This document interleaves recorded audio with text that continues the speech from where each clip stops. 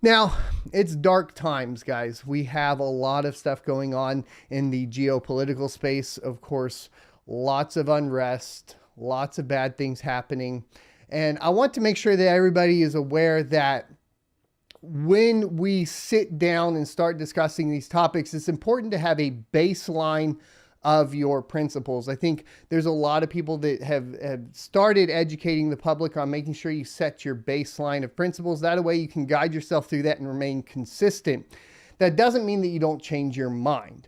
And I am always willing to have my mind changed at the same time. But having those baseline principles, and in cryptocurrencies, is going to be even more important. And you'll see that as we continue to talk through this. That will help you essentially remain more consistent and achieve the end goal of whatever those guiding principles would lead you to. So for example, right, you may say something like murder is wrong. Well, why is murder wrong? Murder is wrong because it is an individual basically taking the right to life away from another individual. It is an individual interfering with another individual's right to live. And basically then we can say, okay, so now if I believe that it is incorrect for an individual, a government, or an entity to infringe on the rights of an individual to live, what other portions would I say are inherent rights if I believe in inherent rights? And then should they be able to basically, that entity or government, should they be able to violate those rights of the individual? This is where I have a lot of guiding principles in my personal life and kind of where I sit. You can disagree with that, and I'm fine, and we could have a philosophical discussion of that in some sort of chat space or something like that in the future. So that's just an example of how you would set those guiding principles. Now for Bitcoin, that is going to be important because we need to be basically aware of the guiding principles of Bitcoin. And we can get a lot of that from the Bitcoin white paper and basically see where that is. Then you could decide if you agree with the guiding principles of Bitcoin, and then you can either move in that direction, or you can say you don't agree with it and you can move in the opposite direction. And that should be guiding your purchase decision on individual cryptocurrencies as they sit now. And then from there, you can move basically in tandem with that. There are stark differences between the way Bitcoin functions and the way Ethereum, for example, functions. And maybe you are all in on the commodity side. You think that, there should be a governing body of a currency, and that governing body should be able to dictate to the users of that cryptocurrency things across the board, whether that be consensus mechanisms, governance, etc. That's kind of where we're at. And then in conjunction, or as opposed to that, you could look at Bitcoin and you could say, okay, well, the guiding principles here for Bitcoin is going to be a peer-to-peer cashless system without the interference of governments or banks or third parties in general. This could also relate to things like mining pools, etc. And the importance of that, essentially from the perspective of the ethos, is that you have your individual autonomy, meaning that the individual now has the autonomy, the financial autonomy, to determine essentially who they interact and exchange with without the interference of somebody else telling you whether you can or cannot do that. And this becomes obviously an interesting topic when we start talking about the involvement of governments and sanctions and so on. So unfortunately, we end up in a position where if we sit with the guiding principles of Bitcoin, we end up having to resolve basically how we feel about sanctions, how we feel about interactions of pools and the interactions of governments together, and whether or not those are okay. Now, from my perspective, what I see is empowering the individual will ultimately shift society in a positive direction. And so what that means to me is that you need to separate the governments and the banks and any governing body, companies, corporations, etc., away from the individual. Because one individual in a company can be completely different from the ethos of whatever that company is doing. One individual that lives within a country could completely disagree with whatever that country is doing on the geopolitical stage, right? So if we take a look at that from the perspective of Russia, we could say that empowering the individuals within Russia could actually end up resolving, of course, the issues with the government of Russia. And these are important distinctions to make if we start getting into philosophical debates surrounding sanctions and specifically Bitcoin and cryptocurrency and how it interacts and plays in all of this. Now, what I'm about to read, I don't think is going to agree with me in a lot of different ways, but I think it's important to get these opinion pieces out. And we're going to be talking about this article from CoinDesk, and it says, no, crypto won't fix this for Russia. So cryptocurrency is an unlikely workaround for expanded U.S. sanctions against Putin's government following the Ukraine invasion, according to legal and blockchain experts. So the U.S. is moving to cut Russian oligarchs and officials off from their offshore funds and their ability to transact within the global financial system after Russia forces invaded Ukraine late Wednesday. Unlike previous sanctions, the new measures may go as far as expelling Russia from the Society of Worldwide Interbank Financial Telecommunications, SWIFT, the international messaging service used by banks to send money around the world. While cryptocurrency conceivably may offer an alternative way for individuals or organizations to transact, the Russian government's lukewarm stance on the technology and other factors may limit its use for this purpose. U.S. President Joe Biden will announce new sanctions against Russia on Thursday. He said in public statements in hopes that financial penalties will convince Russian President Vladimir Putin to withdraw from Ukraine and cease war efforts. In doing so, the U.S. and European Union are effectively trying to cut these officials and oligarchs off from being able to transact with the parties anywhere in the world. The move came hours after Russian military forces launched attacks on various cities and military bases in Ukraine, including in the nation's capital of Kiev.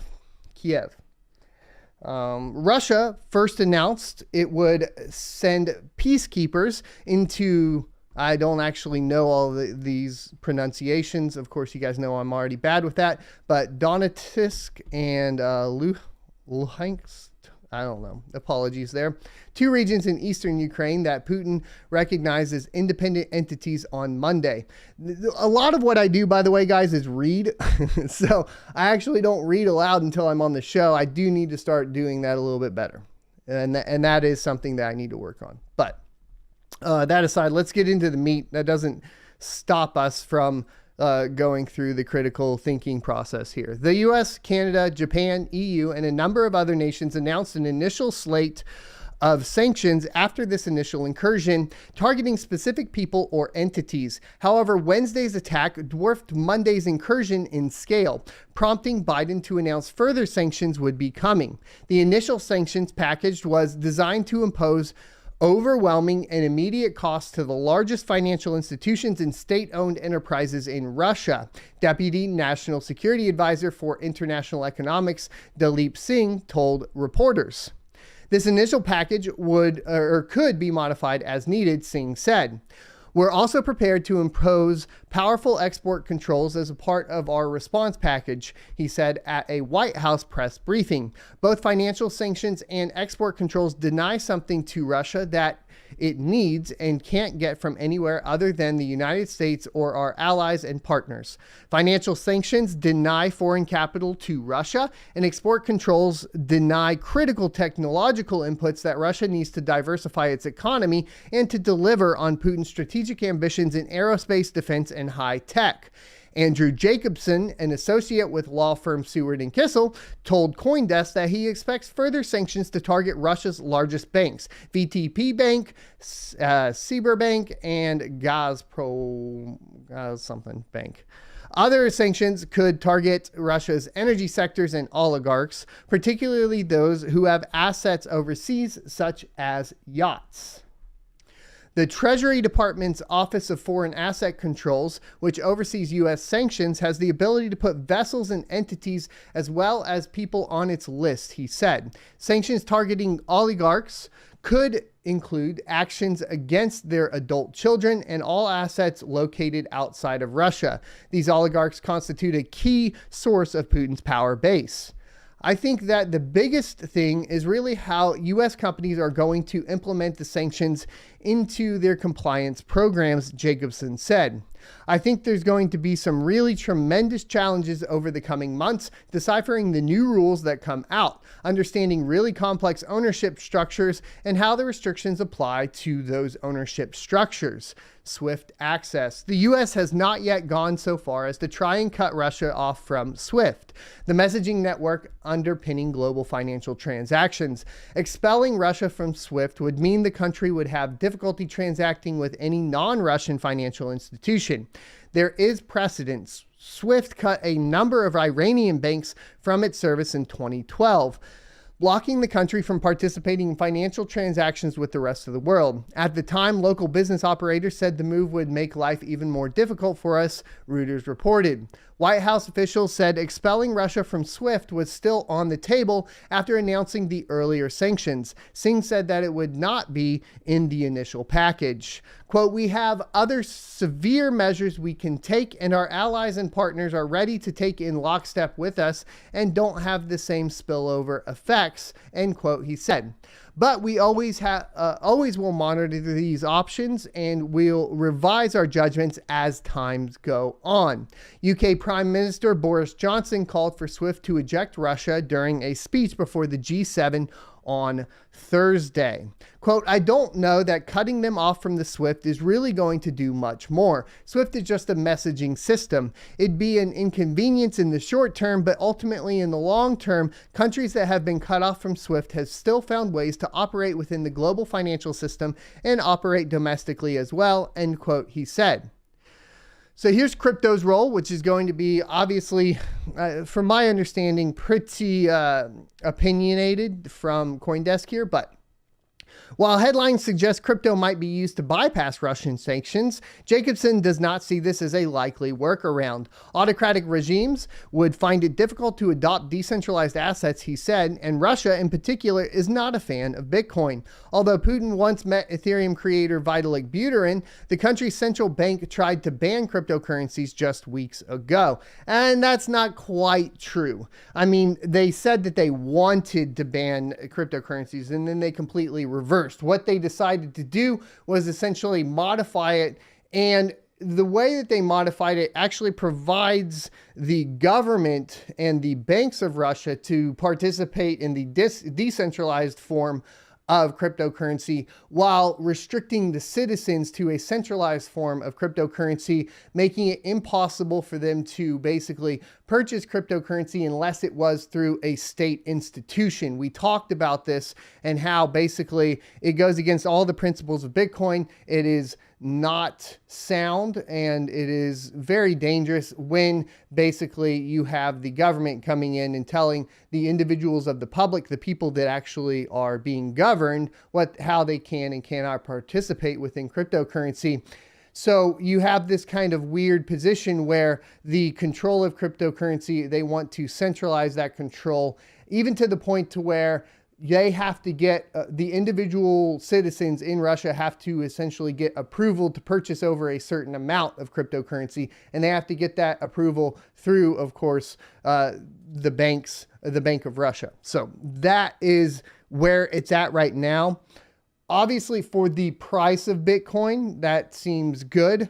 But once we go back and we hit our guiding principles for Bitcoin, we say, no, this is not how we want it to function. We should fight that tooth and nail and say, this is not how it functions. You should allow your public to participate within it in a decentralized, self-custodial manner. All right. So, quote, I think Russia probably is thinking about using Bitcoin or other cryptocurrencies to evade sanctions, but on the other hand, is probably concerned about those cryptocurrencies getting too much popularity within their own country, because that impacts their own control of their own monetary system and therefore impacts their power, end quote, he said. Very astute observation, and actually I agree with this one. What we are looking at essentially is, if they go the route of bypassing sanctions with cryptocurrencies, and then of course the people don't have access to like SWIFT to transact within their own country, and they start moving into self-custody of cryptocurrencies, what you have is a Trojan horse. You have a Trojan horse of Bitcoin, and that is filled with the people. And at that point, what you have is basically the government participating within the very thing that would overthrow their centralized control. And this is why I think he has a very valid point here. And I think that's really good. So here we go. Caroline Malcolm, chain analysis, head of international policy, told CoinDesk that the blockchain analytics firm had not yet seen any unusual activity from Russian crypto exchanges over the last few days. Even if some individuals do choose to turn to crypto, it's unclear whether they would be able to effectively bypass sanctions using decentralized assets. Companies might monitor sanctioned wallets for any transaction or refuse to transact with these addresses entirely. Quote, we've seen that in the past with sanctions, you've got examples where wallet addresses have been named as sanctioned entities, and that allows chain analysis to put in place alerts for our customers, whether they be government or from industry, end quote, Malcolm said. Quote, so that if they have transactions, which you know, intersecting with the sanctioned entities, they'll be able to see those and get an alert on those immediately, end quote. Governments increasingly have the tools they need to rein in crypto, Solidus Labs' Shen Arad said. It is a sign of crypto's maturation.